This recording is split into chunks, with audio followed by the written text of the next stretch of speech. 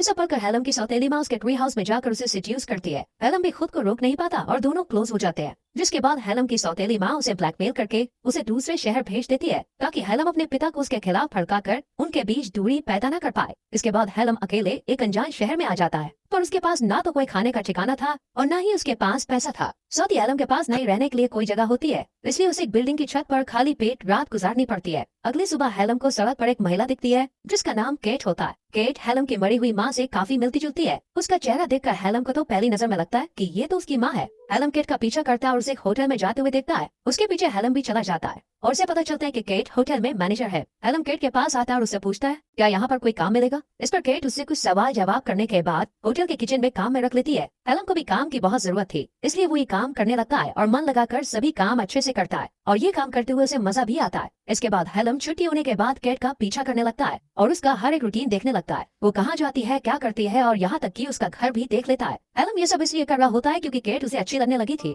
एक दिन जब केट काम पर नहीं आती और बाहर गई होती है, तब हेलम केट के घर के अंदर चला जाता है। वो जब खिड़की के बाहर देखता है तो उसे क्लॉक टावर दिखाई देता है। उसे लगता है कि केट का घर सामने के क्लॉक टावर से अच्छे से दिखाई देगा और क्लॉक टावर के नीचे ही हेलम काम करता था। तभी केट कमरे में आ जाती है, इसलिए हेलम खिड़की से घर की छत पर चला जाता है और केट की छत पर लगे शीशे के रोशनदान के माध्यम से केट पर जासूसी करना शुरू कर देता है। हेलम जो पहले होटल के एक छोटे से कमरे में सोता था, वो अगले ही दिन क्लॉक टावर के कमरे में अपना घर बना लेता है, जहाँ कोई आता जाता नहीं है क्योंकि यहाँ वो दूरबीन की मदद से केट के ऊपर अच्छे से नजर रख सकता है। इसके बाद से हेलम रोज केट के कमरे में दूरबीन की मदद से झांकता रहता है और उसे डांस करते हुए और काम करते हुए देखता है। एक दिन जब हेलम क्लॉक टावर से केट पर नजर रख रहा होता है, तब वो देखता है कि केट के घर पे उसके होटल का सीनियर आया है। अब वो दोनों मस्ती कर रहे होते हैं। अगले दिन जब हेलम क्लॉक टावर पर जाने के लिए सीढ़ियों का इस्तेमाल कर रहा होता है, तो वही होटल का सीनियर जो कल रात केट के साथ था, उसे रोककर गुस्से में कहता है ऊपर तुम नहीं जा सकते, वहाँ सिर्फ सीनियर स्टाफ ही जा सकते हैं। इसके बाद जब हेलम किचन में काम कर रहा होता है, तब उसके पास केट आती है और पूछती है तुम्हें ये काम कैसा लग रहा है। इस पर हेलम कहता है कि वो अपने काम को एंजॉय कर रहा है। ये सुनकर कैट को भी अच्छा लगता है। रात में जब हेलम कैट को देखने के लिए उसके घर की छत पर होता है और रोशनदान से कैट को देख रहा होता है, तब वो देखता है कि कैट वहाँ अपने सीनियर के साथ है।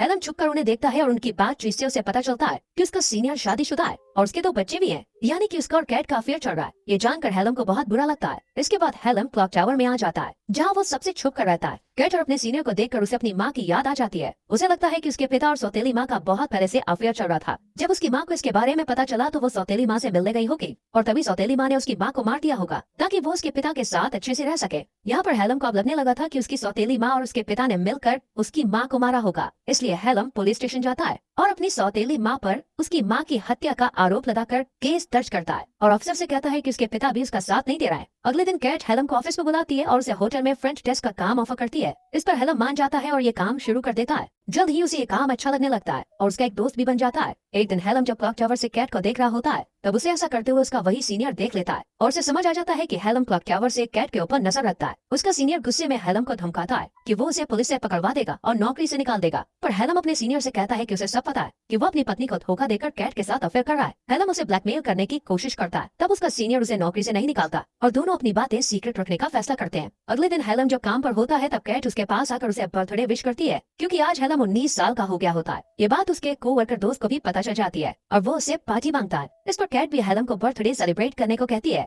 और वो लोग आज रात बार में जाने का प्लान बनाते हैं। रात में हेलम, उसका कोवर्कर दोस्त और कैट बार में होते हैं और वो ड्रिंक करने लगते हैं। हेलम का दोस्त काफी ज्यादा पी लेता है, इसलिए वो घर चला जाता है, जबकि हेलम और कैट और भी ड्रिंक करने लगते हैं और बात करने लगते हैं। उन्हें ड्रिंक करते हुए काफी देर हो जाती है, इसलिए कैट हेलम को अपने घर ले आती है। कैट नशे में होती है और बातों बातों में हेलम के करीब आने की कोशिश करती है, पर हेलम इसके लिए तैयार नहीं होता। फिर दोनों बिना कुछ किए सोने चले जाते हैं। हेलम कैट के बगल में सो जाता है और सोचता है कि जिस लड़की पर वो नजर रखता था, आज वो उसके साथ सो रहा है, जिससे उसे काफी अच्छा लगता है। अगले दिन हेलम जब काम पर जाता है, तो वो सबसे पहले कैट के पास जाकर उसे डेट पर चलने के लिए कहता है, पर वो उसे मना कर देती है। कैट कहती है कि कल रात मैंने नशे की हालत में जो भी किया उसे तुम भूल जाओ। ये सुनकर हेलम उदास होकर वहाँ से चला जाता है। कुछ देर के बाद हेलम को होटल के कमरे में बुलाया जाता है। जब वो वहाँ जाता है तो देखता है कि वहाँ कैट है। वो हेलम के करीब आने लगती है और दोनों क्लोज हो जाते हैं। अब हेलम को कैट के साथ अच्छा लगने लगा था और कैट भी हेलम के साथ खुश थी। एक दिन जब हेलम कैट की छत पर चढ़कर उसे देखने जाता है, तो वो देखता है कि उसका सीनियर कैट से झगड़ा कर रहा होता है। वो गुस्से में चिल्लाते हुए कैट पर हाथ उठाने की कोशिश करता है। ये देखकर हेलम को बहुत गुस्सा आता है। वो कैट को बचाने के लिए रोशनदान के शीशों को हटाकर कमरे के अंदर कूदता है और अपने सीनियर को रोकने की कोशिश करता है, पर वो हेलम पर हाथ उठा देता है और कैट को हेलम के बारे में बता देता है। वो कहता है ये रोज क्लॉक टावर पर तुम्हारे घर की छत पर चढ़कर तुम पर नजर रखता था। ये सुनकर पहले तो कैट अपने सीनियर को वहाँ से जाने के लिए कहती है। उसके जाने के बाद वो हेलम से पूछती है क्या तुम उस पर नजर रखते थे और ये सब कब से चल रहा था। इस पर हेलम कहता है जब से मैंने तुम्हें देखा था तब से मैं तुम पर नजर रख रहा था, पर इसके पीछे एक वजह है। ये बात सुनकर कैट गुस्सा हो जाती है और उसकी कोई बात नहीं सुनती। वो उसे वहाँ से चले जाने के लिए कहती है और साथ ही में उसे काम से निकाल देती है। अगले दिन कैट जब काम से घर आ रही होती है तब वो होटल के बाहर हेलम को बैठा हुआ देखती है। उसे उस पर तरस आता है, इसलिए वो उसे अपने घर लेकर आती है। फिर कैट जब हेलम से पूछती है, आखिर तुम मुझ पर नजर क्यों रख रहे थे? इस पर हेलम कहता है, मेरी माँ की 2 साल पहले मौत हो गई थी, जिससे मैं टूट गया था। मैं अपनी माँ से बहुत प्यार करता था, जिस वजह से मैं कभी भी इस हादसे से उभर नहीं पाया।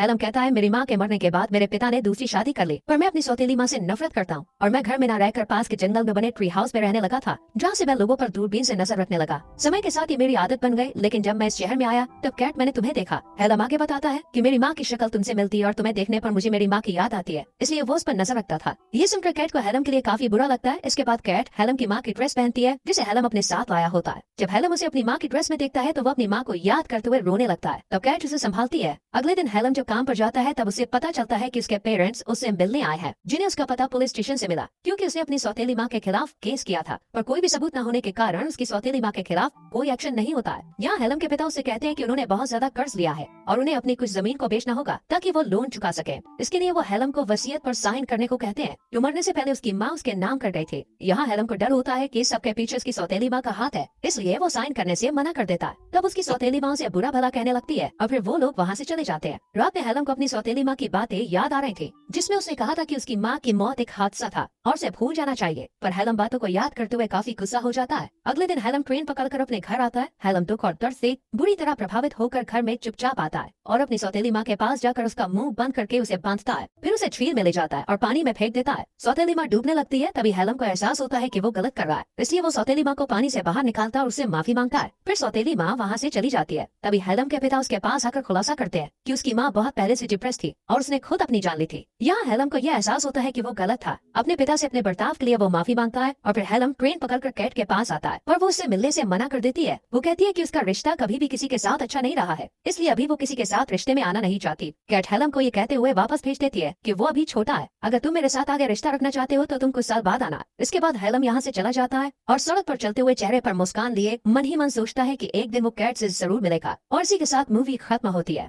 दोस्तों, हमारे यहाँ तक वीडियो देखने के लिए शुक्रिया। हमारे चैनल को लाइक करें, शेयर करें और सब्सक्राइब करें, और हमारे इसी चैनल में स्पार्टकस की सीरीज देखना ना भूलिएगा। अपना ख्याल रखिएगा और प्रोजेक्ट 23 को सब्सक्राइब करना ना भूलिए। Bye bye.